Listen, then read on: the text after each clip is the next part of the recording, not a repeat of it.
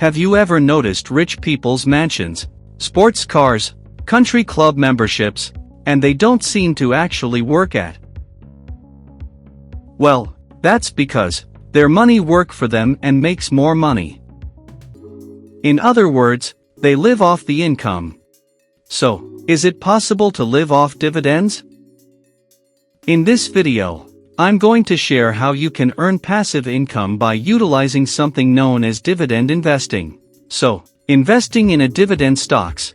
It's something that's been around for quite some time, but something that you can consider taking advantage of in order to earn some extra cash on a monthly basis. So, we're going to dig into that in this video. But, before we get started, my channel is all about money and investing, and I know it's going to help you to learn a ton. So, make sure to subscribe and leave me a comment down that you are subscribed, and don't forget to hit the notification bell for new videos every week.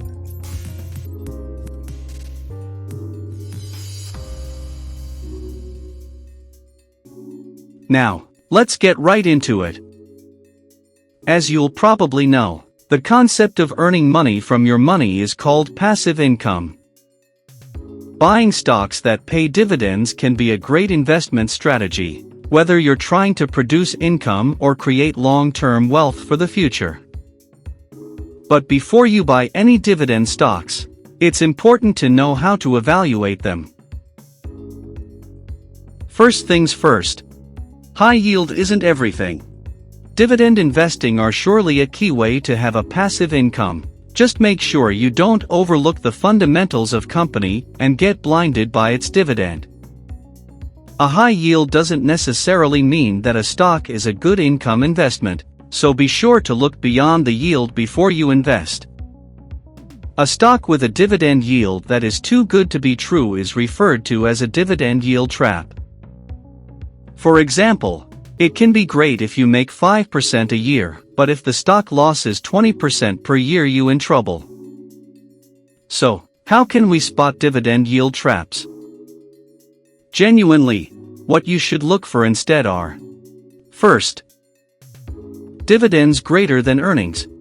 Look at company payout ratio, which is calculated as a company's annual dividend payout rate divided by its earnings. A high payout ratio may imply that a dividend is not sustainable, particularly over 100%, as this indicates that the company does not earn enough income to cover its dividend, and may fund it through debt or other means. Second, excessive debt. Look at company debt to equity ratio, which you can calculate quickly with information found on the balance sheet. It has been known that, during a difficult economy, the more debt the business has, the greater the chance that it will need to cut its dividend. Well, now, you probably want to know, how much do you need to live off dividends? When I was starting out and dreaming of retiring early and living off my dividends, I certainly asked the same question.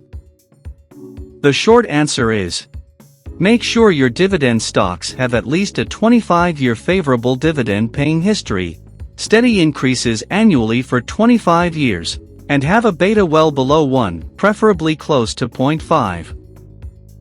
Always remember, qualified dividends are taxed lower than non-qualified dividends. Better yet, you could have dividend stocks in a Roth ACCT, and pay no taxes. Several kinds of stocks often pay high dividend yields and may come with higher tax obligations because of their corporate structures. If you're building a portfolio to generate income today, you have to live below your means, save aggressively, and give it time.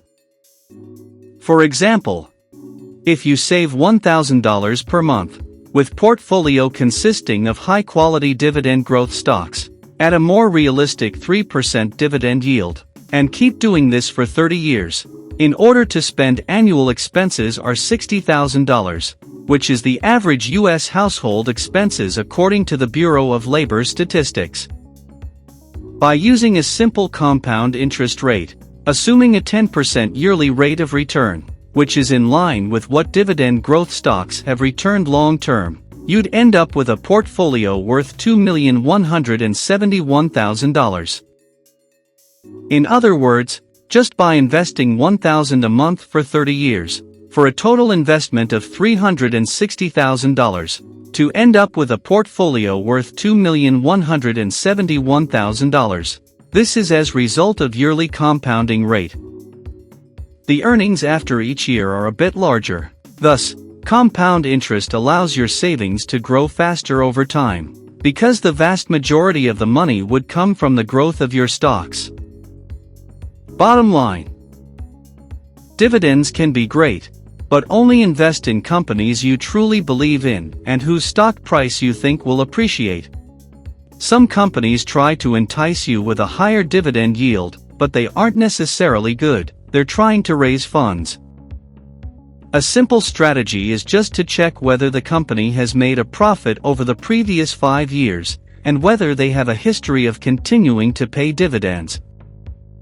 If you invest in a well-known international company with a very large brand loyalty such as PepsiCo, Coca-Cola, McDonald's etc., you can't go that much wrong. I believe that Coca-Cola hasn't failed to pay a dividend since 1929.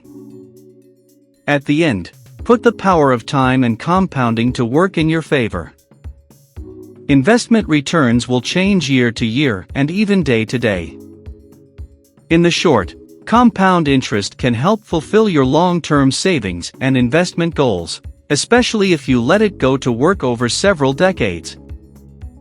Don't forget to check out my other videos for more information about active versus passive investing, and about the best way to choose the right ETF. I will leave the link down in the description below. Thank you for watching. If you enjoyed this video, then make sure you subscribe and hit the notifications bell so you don't miss a single video.